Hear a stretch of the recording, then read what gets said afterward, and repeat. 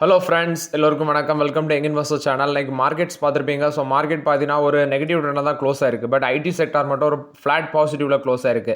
So Nifty 50 24,487 பாயிண்ட்ஸில் close ஆயிருக்கு. 97 points negative. Sensex 368 points negative. 80,235 பாயிண்ட்ஸில் க்ளோஸ் ஆயிருக்கு. Nifty bank 467 points negative. 50,043 பாயிண்ட்ஸில் க்ளோஸ் ஆயிருக்கு. Nifty IT 129 points positive. 34,674 பாயிண்ட்ஸில் க்ளோஸ் ஆயிருக்கு. எஃப்ஐஎஸ் டேட்டா எஃப்ஐஎஸ் 3,398 கோடிக்கு நெட் செல்லர்ஸாக இருந்திருக்காங்க. டிஏஎஸ் 3,507 கோடிக்கு நெட் பயர்ஸாக இருந்திருக்காங்க. ஸோ ஓவர்லாட் இது பார்த்தீங்கன்னா லாஸ்ட் மார்க்கெட் அப்டேட்ஸ் மார்க்கெட் நெகட்டிவ்ல க்ளோஸ் ஆயிருக்கு. பட் நிஃப்டி ஐடி இண்டெக்ஸ் ஒரு ஃபிளாட் பாசிட்டிவ் ட்ரெண்டில் க்ளோஸ் ஆயிருக்காங்க. ஃபர்ஸ்ட் பார்த்தீங்கன்னா Natco pharma results actually last வீடியோவில் அப்டேட் பண்ணிட்டேன். பட் ஃபுல் ரிசல்ட்ஸ் என் கைக்கு அந்த டைமில் கிடைக்கல. இல்லை அவங்க மென்ஷன் பண்ணியிருக்கிறது ரிசர்ச் அண்ட் டெவலப்மெண்ட்டுக்கு பார்த்தீங்கன்னா எக்ஸ்பென்சஸ் அதிக அளவில் ஸ்பெண்ட் பண்ணியிருக்காங்க. ஸோ அது இல்லாமல் ஹை வேல்யூ ப்ராஜெக்ட்ஸ் அந்த ரிசர்ச் அண்ட் டெவலப்மெண்ட்லேயே அதிக அளவில் ப்ராஜெக்ட்ஸ் பண்ணியிருக்காங்க. ஸோ அது இவங்களுக்கு ப்ராஃபிட் விழுறதுக்கு ஒரு முக்கிய ரீசன். நெக்ஸ்ட் யூஎஸில் பார்த்தீங்கன்னா ப்ரைசிங் ப்ரெஷர் இருந்திருக்கு. அதிக அளவில் இவங்களோட மருந்து மாதிரி ஆப்போசிட்டில், அதாவது இவங்களுக்கு காம்படிஷன் பார்த்தீங்கன்னா அதிகமாக இருந்திருக்குது, ப்ரைஸ் காம்படிஷன். அதனால கீ மார்க்கெட்டாக இருக்கிற யூஎஸ் மார்க்கெட் அவங்களுக்கு அடி வாங்கியிருக்கு. யூஎஸ் மார்க்கெட்லேயும் ரிசர்ச் அண்ட் டெவலப்மெண்ட்டுக்கு அதிக அளவில் கேபிட்டல் எக்ஸ்பெண்டிச்சர் ஸ்பெண்ட் பண்ணியிருக்கதாட்டு சொல்லியிருக்காங்க. ஸோ டோட்டல் ரெவன்யூ 1.5% விழுந்திருந்துச்சு. நெட் ப்ராஃபிட் கிட்டத்தட்ட 28% விழுந்திருந்துச்சு. Segment wise revenue break down பார்க்கும்போது ஃபார்முலேஷன் எக்ஸ்போர்ட் 1,126 கோடியாக இருக்குது. பட் ஆக்சுவலி இது விழுந்திருக்கு. ஆக்டிவ் ஃபார்மசூட்டிகல்ஸ் 52.6 crores ஆட்டி இன்க்ரீஸ் ஆயிருக்கு. அதாவது ஆக்டிவ் ஃபார்மசூட்டிக்கல் இன்கிரீடியன்ட்ஸோட ரெவன்யூ 52 கோடியாக இன்க்ரீஸ் ஆயிருக்கு. டொமஸ்டிக் ஃபார்முலேஷன் 107 கோடியாக இருக்குது, இதுவும் இன்க்ரீஸ் ஆயிருக்கு. கிராப் ஹெல்த் சயின்சஸோட ரெவன்யூ 34.7 crores இருக்குது. ஸோ இதுவும் இன்க்ரீஸ் ஆயிருக்கு. பட் யூஎஸ் ஃபார்முலேஷன் எக்ஸ்போர்ட் மட்டும் விழுந்திருக்குன்னு சொல்லியிருக்காங்க. 2 ரூபா டிவிடன் அனௌன்ஸ்மெண்ட் பண்ணியிருக்காங்க. அன்றைக்கி 887 ரூபாவில் க்ளோஸ் ஆயிருக்கு. ஸோ ஆப்பர்ச்சுனிட்டி வரும்போதெல்லாம் 1-2 யூஸ் பண்ணிக்கோங்க. இது நாட்கோ ஃபார்மா பொறுத்த வரைக்கும் update. Hero MotoCorp update அப்டேட்டு. ஹார்லி டேவிட்சனில் நியூ ஹார்லி டேவிட்சன் 440ல் செப்டம்பரில் மோட்டார் சைக்கிளை புதுசாட்டு லான்ச் பண்ண இருக்கிறோம் அப்படின்னு சொல்கிறாங்க. இது X440 அது மாதிரி தான் அந்த பைக்கும் இருக்கும்னு சொல்லியிருக்காங்க. இது hero MotoCorp update update. Next பார்த்தீங்கன்னா ஐடி கம்பெனிஸோட வேல்யூஷன் பயங்கர இன்வெஸ்டர்ஸோட செல் ஆஃப்னால கிட்டத்தட்ட வேல்யூஷன் 5 இயர் லோவர் டச் பண்ணியிருக்குது அப்படின்னு சொல்கிறாங்க. ஐடி கம்பெனிஸோட வேல்யூஷன் 5 இயர் லோவர் டச் பண்ணியிருக்குது. ஏன்னா இன்வெஸ்டர்ஸ் பயங்கரமாக செல் ஆஃப் பண்ணியிருக்காங்க. மோஸ்ட் ஆஃப் த கம்பெனிஸோட வேல்யூஷனும் டவுன் ஆயிருக்கு. இப்போ இன்ஃபோசிஸ், டிசிஎஸ், ஹெச்எல் டெக்னாலஜிஸ், விப்ரோ இதோட ஆவரேஜ் பி ரேஷியோ எடுத்து பார்த்தீங்கன்னா ஆவரேஜாக பார்க்கும்போது ஒரு 23 24 தான் இருக்கும். விப்ரோலாம் 20 கிட்ட வந்துடுச்சு. அதே மாதிரி இன்ஃபோசிஸும் 21, இது டிசிஎஸ் 23, ஹெச்எல் டெக்னாலஜிஸ் அரௌண்ட் 24 இருக்குன்னு நினைக்கிறேன். டெக் மஹிந்திரா 30 மேலே இருக்குது. ஸோ இப்போதைக்கு விப்ரோவும் இன்ஃபோசிஸும் ஃபோக்கஸ் பண்ணுங்கள். அகைன் டிசிஎஸ்ல கொஞ்சம் இறங்கிச்சுன்னா யூஸ் பண்ணிக்கோங்க. ஸோ இது பார்த்தீங்கன்னா வேல்யூஷன் 5 இயர் லோவர் டச் பண்ணியிருக்க ஐடி கம்பெனிஸ். நெக்ஸ்ட் பார்த்தீங்கன்னா கர்நாடகா பேங்கோட ரிசல்ட்ஸ் இருக்குது. இந்த குவார்ட்டரில் ப்ராஃபிட் 27% விழுந்திருக்கு. 290 கோடியாக இருக்குது. இது போக அவங்களோட டோட்டல் இன்கம் 2,620 கோடியாக இருக்குது. இதுவும் பார்த்தீங்கன்னா இன்க்ரீஸ் ஆயிருக்கு. இன்ட்ரெஸ்ட் ஏர்ன் பண்ணது விழுந்திருக்கு. 2,261 கோடியாக இருக்குது. But actually same rate last இல்லை 2,278 கோடியாக இருக்குது. நெட் இன்ட்ரெஸ்ட் மார்ஜின் 2.82% இருக்குது. பட் சேம் பீரியடில் 3.54% இருந்திருக்கு. ஆப்ரேட்டிங் ப்ராஃபிட் 467 கோடியாக இருக்குது. இதுவும் குறைஞ்சிருக்கு. Asset quality gross non performing asset 3.54%லேருந்து 3.46% குறைஞ்சிருக்கு.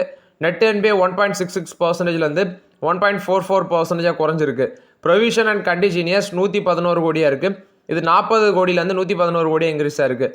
ப்ரொவிஷன் கவரேஜ் ரேஷியோ 77.97%லேருந்து 81.11% இம்ப்ரூவ் ஆயிருக்கு. கேபிட்டல் அடிக்யூஷன் ரேஷியோ 17.64%லேருந்து 20.46% இம்ப்ரூவ் ஆயிருக்கு. ஸோ இந்த குவார்ட்டரில் ரிசல்ட்ஸ் பார்க்கும்போது அசட் குவாலிட்டி பார்த்தீங்கன்னா குறைஞ்சிருக்குது. ஃபார் எக்ஸாம்பிள் நெட் என்பிஏ குறைஞ்சிருக்கு, கிராஸ் என்பிஏ குறைஞ்சிருக்கு. ஆனால் ப்ராஃபிட் 27% விழுந்திருக்கு. இன்ட்ரெஸ்ட் ஏர்ன் பண்ணதும் விழுந்திருக்குது. டோட்டல் இன்கம் மட்டும் ஒரு ஃப்ளாட்டாக இம்ப்ரூவ் ஆயிருக்கு. ஸோ இப்போதைக்கு எனக்கு தெரிஞ்சு ரிசல்ட்ஸ் ரொம்ப ஒன்றும் பெட்டராக இல்லை. ஸோ லாஸ்ட் மார்க்கெட்டில் ஃப்ளாட் பாசிட்டிவ்ல க்ளோஸ் ஆச்சு. 172 க்ளோஸ் ஆச்சு. எகெயின் 160 வர சான்சஸ் இருக்குது. ஸோ ஸ்லோவாக கர்நாடகா பேங்க்கில் நானும் பார்த்தீங்கன்னா யூஸ் பண்ணிட்டு தான் இருக்கிறேன். இது கர்நாடகா பேங்க் போஸ்ட் பண்ண ரிசல்ட்ஸ் அப்டேட்டு. நெக்ஸ்ட் கொச்சின் ஷிப்யார்டோட ரிசல்ட்ஸ் இருக்குது. ப்ராஃபிட் 8% இம்ப்ரூவ் ஆயிருக்கு, 188 கோடி. ரெவன்யூ 38% இம்ப்ரூவ் ஆயிருக்கு, 1068 கோடி. எபிட்டா 35.7% இம்ப்ரூவ் ஆயிருக்கு, 241 கோடியாக இருக்குது. எபிட்டா மார்ஜின் 50 பேசிஸ் பாயிண்ட் விழுந்து 22.5% இருக்குது. After the result stock price 1,663 ரூபாவில் க்ளோஸ் ஆயிருக்கு. ஃப்ளாட் பாசிட்டிவ்ல இருக்குது. 52 டைம்ஸ் ஏர்னிங்ஸில் இருக்கிறாங்க. ஆல்ரெடி இருக்குன்னா வச்சுக்கோங்க. பட் ஃப்ரெஷ் என்ட்ரிக்கு ஆசைப்பட வேண்டாம் கொச்சின் ஷிப்யார்டில். இது என்னோட தனிப்பட்ட கருத்து. ஏன்னா Cochin shipyard, Mazagon shipbuilders, Garden Reach builders இது எல்லாமே ரொம்பவே எக்ஸ்பென்சிவாக இருக்குது. ஆல்ரெடி இருந்துனா பிரச்சனை இல்லை, பட் ஃப்ரெஷ் என்ட்ரி எடுக்கிறதுக்கு இதில் ஆப்பர்ச்சுனிட்டி இல்லை. நைக்காவோட Q1 ரிசல்ட்ஸ் வந்திருக்கு.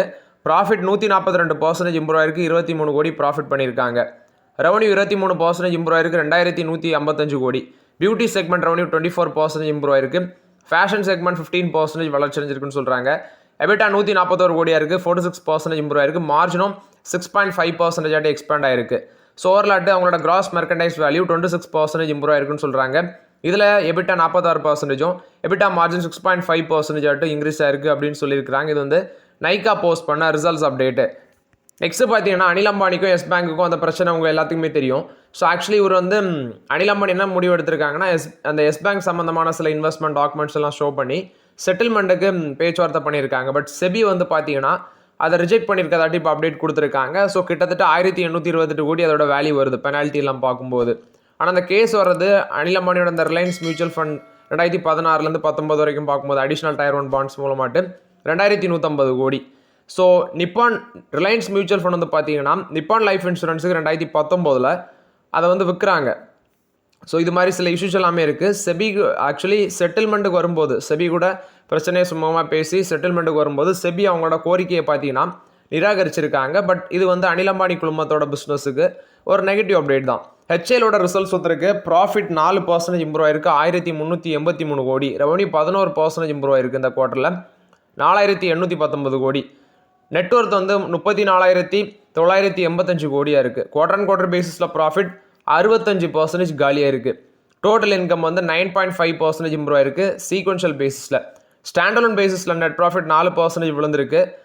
இது போக ரெவன்யூ வந்து 11% இம்ப்ரூவ் ஆயிருக்கு ஸ்டாண்டலோன் பேசிஸில். ஸோ இது ஹெச்ஏஎல் போஸ்ட் பண்ண ரிசல்ட்ஸ் அப்டேட். இந்த பங்கும் பார்த்தீங்கன்னா வேல்யூஷன் ஜாஸ்தியாக தான் இருக்குது. ப்ராஃபிட் 4% இம்ப்ரூவ் ஆயிருக்கு கன்சாலிடேட்டட் பேசிஸில்.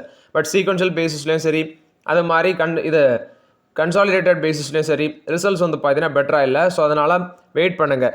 சாரி, கன்சாலிடேட்டட் பேசிஸ் இல்லை, ஸ்டாண்டலோன் பேசிஸ்லேயும் குவார்டர் அண்ட் குவார்டர் பேசிஸ்லேயும் ரிசல்ட்ஸ் வந்து பார்த்தீங்கன்னா வீக்காக இருக்குது. நெக்ஸ்ட் பார்த்தீங்கன்னா ஐசிசி பேங்க் வந்து ஒரு அனௌன்ஸ்மெண்ட் விட்டுருந்தாங்க. அதாவது மினிமம் பேலன்ஸ் வந்து 5000 இருக்கணும் அப்படின்னு சொல்லி ஒரு அனௌன்ஸ்மெண்ட் விட்டுருந்தாங்க.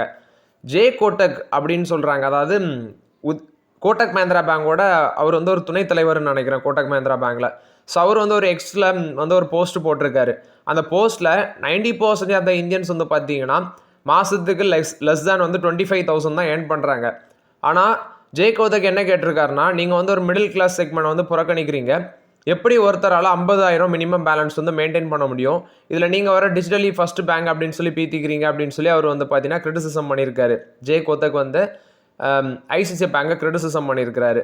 ஸோ ஆக்சுவலி இது வந்து பார்த்தீங்கன்னா உதய் கோட்டக்கோட சன்னு தான் ஜே கோட்டக், அவர் தான் இதை கிரிட்டிசிசம் பண்ணியிருக்கிறாரு. ஸோ மினிமம் பேலன்ஸ் வந்து 50,000 மெயின்டைன் பண்ணுறது ரொம்பவே கஷ்டம். நீங்கள் மிடில் கிளாஸை புறக்கணிக்கிறீங்க, அட் த சேம் டைம் வந்து பணக்காரங்களுக்கு மட்டும் தான் சப்போர்ட் பண்ணுறீங்க அப்படின்னு சொல்லியிருக்காருன்னா 90% ஆஃப் இந்தியன்ஸ் வந்து பார்த்தீங்கன்னா 25,000 தான் பெர் மந்த் வந்து மேக் பண்ணுறாங்க. ஆனால் எப்படி ஒருத்தரால் வந்து 50,000 வந்து மெயின்டைன் பண்ண முடியும்? இப்போ இருக்க இன்ஃப்ளேஷன், விலைவாசி இதெல்லாமே இப்போ இருக்க சுச்சுவேஷனில் எப்படி ஒருத்தரால் 50,000 மினிமம் பேலன்ஸ் மெயின்டைன் பண்ண முடியும்? ஹிண்டால்கோட ரிசல்ட்ஸ் வந்திருக்கு. நெட் ப்ராஃபிட் 30% இம்ப்ரூவ் ஆயிருக்கு, 4,404 கோடியாக இருக்குது. இது போக ஆக்சுவலி இந்த குவார்ட்டரில் அவங்களுக்கு வந்து பார்த்தீங்கன்னா அலுமினியம் ப்ரைஸஸ் வீக்காக இருந்தது, அவங்களுக்கு ப்ராஃபிட் இன்க்ரீஸ் ஆயிருக்கு. ஆக்சுவலி அவங்களோட எபிட்டா வந்து 8.5% இம்ப்ரூவ் ஆயிருக்கு, 8,673 கோடியாக இருக்குது. ரெவன்யூ 13% இம்ப்ரூவ் ஆயிருக்கு, 64,232 கோடி. இது போக அந்த கம்பெனியோட இந்தியன் பிஸ்னஸ் எடுத்து பார்க்கும்போது ஃபஸ்ட்டு அவங்களோட அலுமினியம் அண்ட் காப்பர் இது வந்து பார்த்தீங்கன்னா யூஎஸோட டேரிஃபில் பெருசாக இம்பாக்ட் ஆகாதனால இந்தியன் பிஸ்னஸ் வந்து கான்ஃபிடென்ட் ரைஸ் ஆயிருக்கு, 9% இம்ப்ரூவ் ஆகி 24,905 கோடியாக இருந்திருக்கு. இது போக ப்ராஃபிட் ஆஃப்டர் டேக்ஸ் இந்த செக்மெண்ட் மட்டும் 45% இம்ப்ரூவ் ஆயிருக்குன்னு சொல்லியிருக்காங்க. இந்தியாவோட அலுமினியம் அப்ஸ்ட்ரீம் பிஸ்னஸ் எபிட்டா 4,080 கோடியாக இருக்குது, 17% இம்ப்ரூவ் ஆயிருக்கு. அலுமினியம் டவுன்ஸ்ட்ரீம் பிஸ்னஸ் எபிட்டா 229 கோடியாக இருக்குது, 108% இம்ப்ரூவ் ஆயிருக்குன்னு சொல்லியிருக்காங்க. காப்பர் மெட்டல் சேல்ஸ் வந்து 124 KT, 4% இம்ப்ரூவ் ஆயிருக்குது. காப்பர் பிஸ்னஸ் வந்து பார்த்தீங்கன்னா ஒரு ஹெல்த்தி க்ரோத் காமிச்சிருக்குன்னு சொல்லியிருக்காங்க. நாவல்ஸ் அவங்களோட யூஎஸ் பிஸ்னஸ் $4.7 பில்லியன் இருக்குது ரெவன்யூ, இதுவும் இன்க்ரீஸ் ஆயிருக்கு. ஆவரேஜ் அலுமினியம் ப்ரைஸஸ் இன்க்ரீஸ் ஆனதுனால இங்கேயும் இன்க்ரீஸ் ஆயிருக்கு. பட் இங்கே எபிட்டா $416 மில்லியன் விழுந்திருக்குன்னு சொல்லியிருக்காங்க. அது இல்லாமல் சில ரீஸ்ட்ரக்சரிங், அலுமினியம் ஸ்கிராப் ப்ரைஸஸ் அதிகமானது, அன்ஃபேவரபிள் ப்ராடக்ட் மிக்ஸ், நெக்ஸ்ட் வந்து நெகட்டிவ் டேரிஃப் இம்பேக்ட் இங்கே இருந்திருக்கு யூஎஸில், அது நாவலிஸ்ட்டில் இம்பேக்ட் ஆயிருக்கு. அதனால நாவலிஸ்ட் கொஞ்சம் வீக்காக இருக்குது. பட் ஓவரால் பார்க்கும்போது ஹிண்டால்கோட ரிசல்ட்ஸ் ப்ராஃபிட் இன்க்ரீஸ் ஆயிருக்கு, ரெவன்யூ நல்லா இன்க்ரீஸ் ஆயிருக்கு. பர்கர் பெயிண்ட்ஸ் பார்த்தீங்கன்னா 20,000 கோடி டேர்ன் ஓவர் நாங்கள் 2030க்குள்ளே பண்ணுவோம்னு சொல்லி சிஓ சொல்லியிருக்காங்க. பட் இது ரொம்பவே டஃப்பு சொல்லியிருக்காங்க. ஆக்சுவலி இதை வந்து அட்டைன் பண்ணுறது ரொம்பவே கஷ்டம். இனோவேஷன், டிஜிட்டலைசேஷன், நெட்வொர்க் எக்ஸ்பான்ஸ் இது எல்லாமே பண்ணுவோம். ரா மெட்டீரியல் காஸ்ட் வந்து ஃப்ளக்டேஷன் இருக்கிறதுனால எங்களுக்கு கொஞ்சம் சிக்கல் இருக்குது. 20% மார்க்கெட் ஷேர் இப்போ ஹோல்ட் பண்ணிட்டு இருக்காங்க. பட் இது நிலைக்குமாங்கிறதே டவுட் தான். ஏன்னா ஒரு பக்கம் என்னென்ன கம்பெனிலாம் இருக்குன்னு தெரியும். அக்ஸோ நோபல், JSW பெயிண்ட்ஸ், அது போக பிர்லா ஓப்போஸ் தான் இப்போ மார்க்கெட்டை டாமினேட் பண்ணிட்டு வராங்க. ஏஷியன் பெயிண்ட்ஸே பொறாமப்படுற அளவுக்கு அவங்க மார்க்கெட்டை டாமினன்ஸ் பண்ணிட்டு வராங்க. ஸோ பெயிண்ட் இண்டஸ்ட்ரி ரொம்பவே காம்படிஷன் இருக்குது. சுஸ்லான் எனர்ஜியோட Q1 ரிசல்ட்ஸ் வந்திருக்கு. ப்ராஃபிட் 7% இம்ப்ரூவ் ஆயிருக்கு, 324 கோடி. ரெவன்யூ 54% இம்ப்ரூவ் ஆயிருக்கு, 3117 கோடி. எபிட்டா 599 கோடியாக இருக்குது, 62% இம்ப்ரூவ் ஆயிருக்கு. மார்ஜினும் 19.2% இருக்குது. ஆக்சுவலி இந்த குவார்ட்டரில் highest ever delivery 444 megawatt of business அந்த விண்ட் பவர் பார்த்தீங்கன்னா அவங்க டெலிவர் பண்ணியிருக்கதாட்டு சொல்லியிருக்கிறாங்க. ஸோ இது வந்து சுஸ்லான் எனர்ஜி போஸ்ட் பண்ண results update. But CFO chief financial officer அந்த கம்பெனியோட ஹிமான்ஷு மோடி வந்து ரிசைன் பண்ணிட்டு போகிறாரு ஆகஸ்ட் 31 இது அவங்களுக்கு ஒரு ஷார்ட் டைம் நெகட்டிவ் அப்டேட்டாக இருக்குது. பட் ஸ்டாக் ரொம்ப வேல்யூஷன் ஜாஸ்தியாக இருக்குது.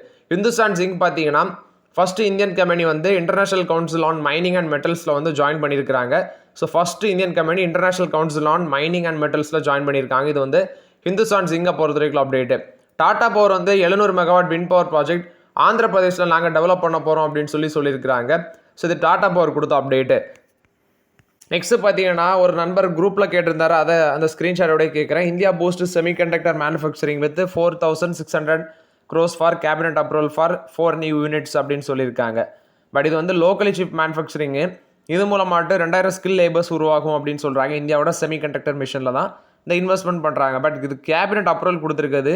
இது எப்படி பண்ணுறாங்கன்றதில்ல. இப்போ ஆல்ரெடி பார்த்தீங்கன்னா நிறைய ஸ்டேட் கவர்மெண்ட் வந்து ப்ரைவேட் கம்பெனிஸோட ஜாயின் வெஞ்சர் போட்டு பண்ணுறாங்க. இப்போ குஜராத்தில், யூபிலெலாம் டாடா குழுமத்தோட டாடா எலக்ட்ரானிக்ஸ் மூலமாக அங்கே பண்ணிகிட்டு இருக்காங்க இந்த செமிகண்டக்டர். அது போக பெகட்ரான், விஸ்ட்ரான் இது மாதிரி கம்பெனிஸ் கூட ஜாயின் வெஞ்சர் வச்சு பண்ணிட்டு இருக்காங்க டாடா குழுமம்.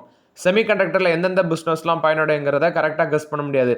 டாட்டாவும் பயனடைகிறாங்க, அதானி குழுமமும் உள்ளே வந்திருக்காங்க, கைன்ஸ் டெக்னாலஜிஸ் இருக்குது.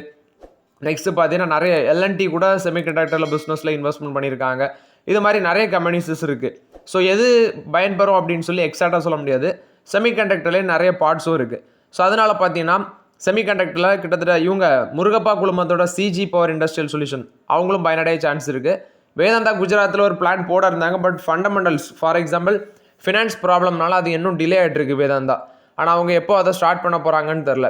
ஸோ இது மாதிரி நிறைய கம்பெனிஸ் செமிகண்டக்டரில் ஃபோக்கஸ் பண்ணுறாங்க. பட் யார் சஸ்டெயின் பண்ணுவாங்க, யாரால் அதில் வந்து நல்ல க்ரோத் இருக்கும், ப்ராஃபிட் இருக்குங்கிறத இப்போதைக்கு கெஸ் பண்ண முடியாது. அது ஒரு 4 குவார்ட்டர்ஸ் டைம் எடுக்கும். ஸோ வெயிட் பண்ணி பார்க்கலாம்.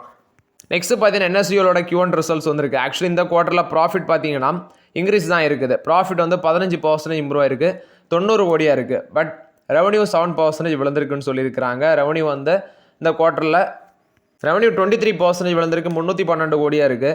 ஆக்சுவலி ஃபஸ்ட்டு அவங்க லிஸ்ட் ஆனதுக்கப்புறம் ஃபஸ்ட் வாட்டி ரிசல்ட்ஸ் அனௌன்ஸ்மெண்ட் பண்ணியிருக்காங்க. குவார்ட்டர் அண்ட் குவார்ட்டர் பேசிஸில் ப்ராஃபிட் 8% இம்ப்ரூவ் ஆயிருக்கு, 83 கோடியாக இருக்குது. குவார்ட்டர் அண்ட் குவார்ட்டர் பேசிஸில் ரெவன்யூ 14% விழுந்திருக்கு, 364 கோடியாக இருக்குது. இவங்க depositor service, data management service, banking service இந்த செக்மெண்ட்டில் தான் பார்த்தீங்கன்னா உங்களுக்கு ரெவன்யூ வருது. டெபாசிட்டரி சர்வீஸில் மட்டும் ரெவன்யூ 161 கோடி வந்திருக்கு. ஆக்சுவலி இது வந்து முந்தின குவார்ட்டரை கம்பேர் பண்ணும்போது விழுந்திருக்கு, இயர் பேசிஸில் இன்க்ரீஸ் ஆயிருக்கு. டேட்டா மேனேஜ்மெண்ட் சர்வீஸ் ரெவன்யூ 183 கோடி, இது இயர் பேசிஸ்லேயும் காலி, குவார்ட்டர் பேசிஸ்லேயும் காலி.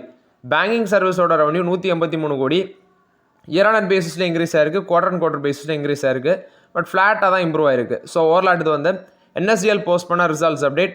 லாஸ்ட் மார்க்கெட்டில் ஸ்டாக் ப்ரைஸ் NSDLோட ஸ்டாக் ப்ரைஸ் 1288 ரூபாவில் இருக்குது, 1.5% பாசிட்டிவில் இருக்குது. இப்போதைக்கு ஃப்ரெஷ் என்ட்ரி வேண்டாம். இந்த ரிசல்ட்ஸ் ரியாக்ஷன் எப்படி இருக்கும்னு தெரில மார்க்கெட்டில், மேபி நெகட்டிவ் ரியாக்ஷன் கூட கொடுக்கலாம். ஸோ பொறுத்து இருந்து பார்க்கலாம். ஸோ ஓகே ஃப்ரெண்ட்ஸ், இந்த வீடியோவில் சில இம்பார்ட்டன்ட் அப்டேட்ஸ் எல்லாமே டிஸ்கஸ் பண்ணோம். இந்த வீடியோ உங்களுக்கு பயனுள்ளதாக இருந்துச்சுன்னா லைக் பண்ணுங்கள், சப்ஸ்கிரைப் பண்ணுங்கள், கமெண்ட் பண்ணுங்கள். Okay friends, thank you.